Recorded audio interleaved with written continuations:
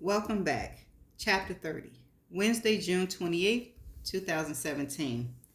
Here's the goal, Jason said. I'm going to lift your ass out of that wheelchair and you're going to use the rails to move said ass all the way to the other end. And you're going to put pressure on the goddamn prosthetist. Do you hear me? You've got to start putting weight on that side of your body. I could file a complaint about the way you speak to me, Gus said. Do it, and make sure you hand deliver it to Nurse Ratchet. Gus cocked his head. No thanks. I learned long ago when I was still working that if somebody got you by the balls, you shouldn't wiggle. Jason smiled. Good decision. No more stalling. He reached around Gus' waist and grabbed the belt harness. Gus put his hands on Jason's shoulders, and in a coordinated fashion, Jason pulled and Gus engaged the weakening muscle on his good leg, trying hard not to put too much pressure on his gimp right hip or the strained prosthetic device that connected his stump to the floor. Gus groaned as he made it to his feet. Son of a bitch. You okay? A quick nod and another grunt with gritted teeth. It feels weird. But good to stand up, right? Gus was breathing heavily. Yeah, but it also hurt like a son of a bitch. Grab the railings, Jason said. Gus did so, gripping his hands around two parallel bars that ran out ahead of him and ended after 10 feet. It could have been called a football field. The rails would allow him to transfer as much of his body weight into his arms and shoulders as possible while he tried to walk for the first time since losing his leg. The rest of his weight would go into his good leg, and when he felt brave enough, he was supposed to swing his gimp right leg and prosthetic forward and see what he could handle. The last time Jason got him onto the bars, Gus had given up without putting any weight onto his surgical altered leg. This far after surgery, you should be able to make it 10 paces on the bars. Haven't made it one yet, Gus said, out of breath. That's 'cause you quit last time. It hurts, you little shithead. That's why I quit. And it feels weird to step on that goddamn peg leg. You want to walk again or get wheeled around for the rest of your life? Walk. Then get going. And scream all you want. It wakes this place up and makes people scared of me. I like it. Gus looked to the end of the bars. His weakened arms shook under the weight of his body. Jesus Christ. I used to be able to do 30 dips without a pause. Now I can barely keep myself upright. Because you've been sitting on your ass for a month. Now move, Gus. He took a deep breath, lifted his gimp leg in front of him, and released a guttural groan as he took his first step in several weeks. An hour later, Gus was resting uncomfortably in his hospital bed. It wasn't technically a hospital, more like prison for the helpless and elderly, neither of which he considered himself. Here, Jason said as he entered the room and handed him a thin case. What's this? My iPad. Gus lifted the flap and pressed the button to display the home screen. What am I supposed to do with this? Watch your show, The Girl of Sugar Beach. I downloaded every episode for you. You can binge watch over the 4th. It's a long weekend, so I won't be around to torture you. This will keep you busy. Jason tapped the screen a few times until the promo appeared, a close-up of Grace Sabo's face with pale skin and gray-streaked hair, and the tagline, "You only know the other side of the story." All you have to do is tap the screen and the episodes play. Tap it again to pause it. Go to the menu to find the next episode. Got it? Gus nodded. Thanks. I owe you anything?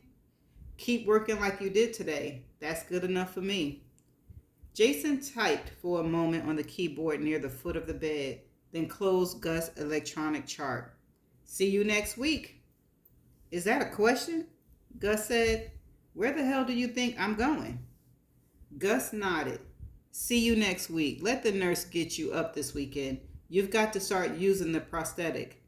I'll be back next Wednesday. Hope the pain is gone by then. Me too, Jason said. But fear not, we'll find it again. Have a good 4th of July. Gus pointed to the window. Good view of the fireworks from here. Jason offered a crooked smile, doubtful. Oh, well, there's always next year. Maybe I'll be up and around by then. Shit, I'll have you up and around next week. You'll be dancing by Labor Day. When Jason was gone, Gus touched the screen. Eerie music filled his hospital room as the introduction to the documentary started. I'm Sydney Ryan, the narrator told him, and this is The Girl of Sugar Beach. That's the end of chapter 30. Chapter 31. Friday, June 30th, 2017. The city started to empty on Thursday afternoon. Those who worked Friday cut out early, and by 2 p.m., only a select few business people walked the streets of New York. Everyone else had scampered to bus stations or train stations for their ride out of town. Cars had been packed up and driven from the city, leaving behind long streaks of bare curbs where normally a bumper-to-bumper chain of vehicles sat perpetually parked and vacant. Nothing emptied the city more thoroughly than the 4th of July, which was the following Tuesday. Roughly 100 hours of freedom were in front of the citizens of New York, most of them anyway. Sydney worked at the network station until 4 p.m. Friday, keeping a skeleton crew of staff in town over the long holiday weekend to finish the next installment of The Girl of Sugar Beach. It was the first time she stayed in the city over the 4th of July holiday, and as she walked the deserted streets on Friday, she could barely believe she was in Manhattan. It was early evening, a time when the boulevards were normally choked with foot traffic and the streets lined with honking cabs and bike messengers weaving through traffic. Instead, she walked peacefully down empty sidewalks and enjoyed the evening sun. She pressed her cell phone to her ear as she walked. What did she say? Graham asked through the phone. She just said Washington was concerned. I've been through this before with DAs. They want to know what you have so they can decide what kind of press they're going to get. But this time, I'm not an adversary, and a DA is not asking. A U.S. attorney appointed by the president is poking around. What's the angle? Graham asked. The U.S. government was not responsible for Grace Abold going to jail, but they have a responsibility to help their citizens. It should only be in their best interest to help her if she's innocent.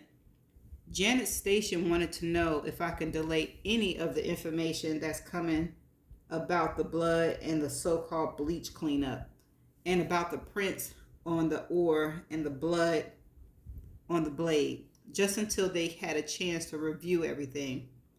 I hope you told her to piss off. Not quite, but I told her I had deadlines and there would be no delay in the documentary. Good, no delays. Your audience is ravenous.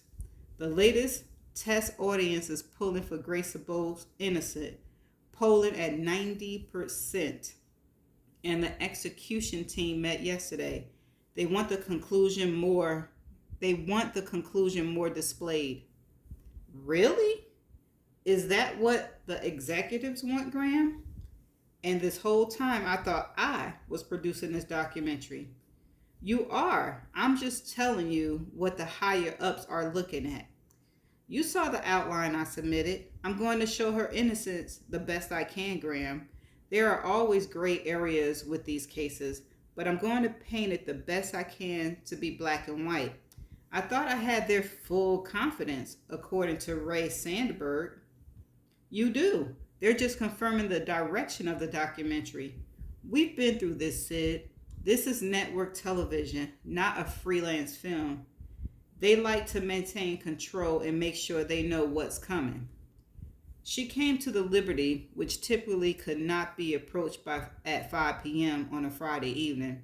With the mass exodus, though, Sydney found it comfortably populated with only a few tables taken. The hostess seated her and Sydney ordered a $14 margarita and fish tacos. When you say they, Sydney said, you're talking about yourself. I hope you're aware that I know that. There was a pause before Graham said, I wish I'd have stayed in the city this weekend. Trust me, Sydney said. Looking around the mostly empty restaurant, nothing's going on in the city. You're there, Graham said. We could have spent some time together. Listen, Sydney said. I'll make sure my documentary continues to show that Grace Abode may, in fact, be innocent, as was the original goal of the series, as was laid out in the original pitch, as has been promoted by all the advertising and by Dante Campbell herself. Now get off the phone and enjoy your weekend in the Hamptons. Check off your little boxes for your rich buddies and tell them we're all on the same page and that their precious little investment is going to turn out just fine. I believe that was the definition of changing the subject. Silence. You've got the most watched show in the country, Sid. I'm proud of you. Thanks, Graham. Luke's special starts tonight. Hence my blue hair dinner at 5 o'clock. I want to get home to watch it. Have you seen any of it? No, I missed the screening, but I heard it's good. I'm sure we'll hear about it next week. Enjoy your weekend, Graham.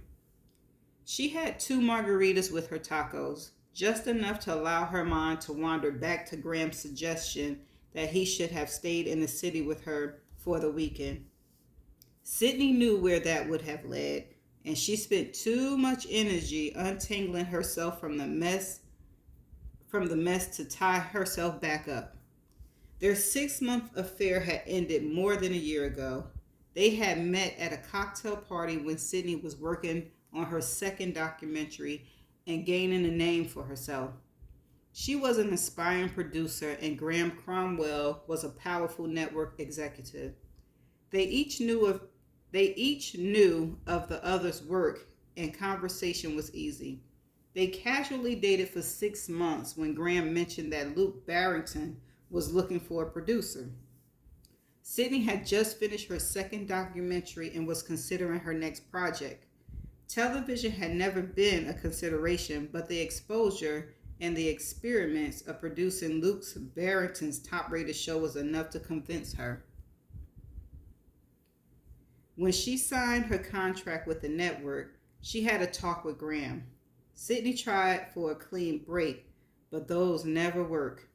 Instead, a messier 3 months passed where they were on again, off again, until Sydney ended things for good when she sensed whispers in the hallways at work. That Graham was her boss was the perfect reason not to get involved with him again.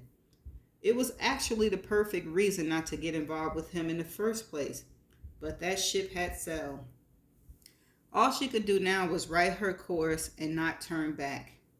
She took her margarita buzz to the subway. She was comfortable on her couch in time to catch the opening of The Girl of Sugar Beach. She had always been her worst critic, but had to admit that with Leslie editing and producing, Geno Max writing, and the special effects team's magic, the opening was flawless. She watched the full hour, never once bored by the footage she had produced and put together. She made some mental notes about camera angles and lighting, noting that future scenes with the lovely Livia Cuddy needed to be framed in grittier hues to bring out the haunting revelations the woman who seemed to have been created a star in true crime documentaries brought to the screen. The closing music was perfect, the teaser promo for next week alluring, and when the credits rolled, Sydney allowed herself to feel proud. Halfway through the project, with a building audience and a clear direction towards the finale, Sidney Ryan was finally feeling confident. The goal would be to show the possibility of Grace's innocence, to lay raw all the inconsistencies that helped convict her, and, in the end, show the woman Grace had become. Sidney will offer her own conclusion, but ultimately, Grace's innocence would be left for the viewers to debate. She had an audience that she had an audience that rivaled Making a Murderer and that trumped Serial. The difference, Sidney believed, she had an ending that would satisfy. Sidney pulled her gaze from the television and looked down at the rating spreadsheets for Monday morning meeting. The Girl of Sugar Beach, 12.1 million viewers, 9.4 shares. Luke Barrington's voice floated from the television, and his arrogant face filled the screen as his White House special began. Sidney hit the remote, and the bear's face disappeared. She mixed another margarita and headed to her bedroom, where she picked up the novel from her nightstand and pushed away the nagging truth that she was alone on a holiday weekend. That's the end of chapter 31. Okay, not too much here. Not too much, but Gus is getting more information about Gus. Let's see. Anything else? No, that was it. So I'm gonna just see y'all in the next chapter. Bye.